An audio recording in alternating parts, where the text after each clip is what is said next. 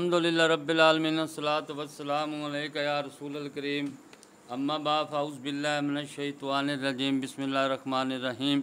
नाज़रीन इकराम, दोस्तों, बुज़ुर्गों, मेरी बहनों, छोटे बच्चों, अस्सलामु अलैकुम व रहमतुल्लाहि व बरकातुहू। उम्मीद है आप सब खैरियत से होंगे। अल्लाह ताला आप सबको खैरियत से रखे, शैतान के शर से महफूज रखे, इंसानों, जन्नात और जो गिरों में फूंकती है इनके शर से महफूज रखे। अल्लाह ताला हम सब का ख़ात्मा ईमान पर फरमाए। दोस्तों, आज की वीडियो का बयान है किस्मत उसकी गर्दन में। पारा नंबर 15 रुकू नंबर 1 सूरत बनी इसराइल आयत नंबर 12, 13, 14, 12, 30 और 40। अल्लाह पाक कुरान पाक में इन आयतों में फरमाता है, तर्जमा कंजुल ईमान, और हर इंसान की किस्मत हमने उसके गले से लगा दी और इसके लिए क़यामत के दिन एक किताब निकालेंगे जिसे खुला हुआ पाएगा।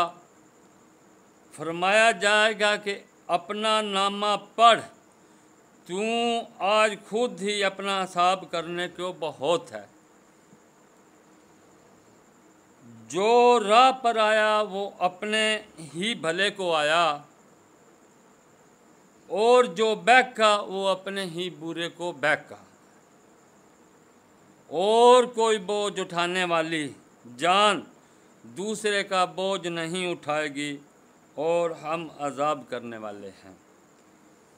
यानी कि अल्लाह पाक ने हर इंसान की किस्मत उसकी गर्दन में लटका दी, उसकी गर्दन में लगा दी। और रब फरमाता है क़यामत वाले दिन हम एक किताब को वो खुला हुआ पाएगा।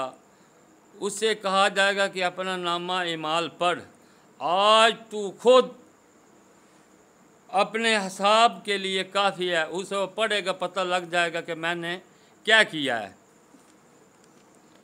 और अल्लाह पाक फरमाता है अगर तू नेक अमाल करता है तो अपने भले को करता है, अगर तू बुरे करता है तो अपने बुरे के लिए करता है, अपनी कब्र को, अपनी आखिरत को गंदा करता है।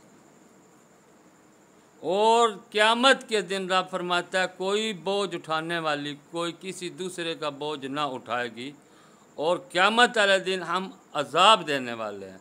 अस्सलामु अलैकुम व रहमतुल्लाहि व बरकातुहू।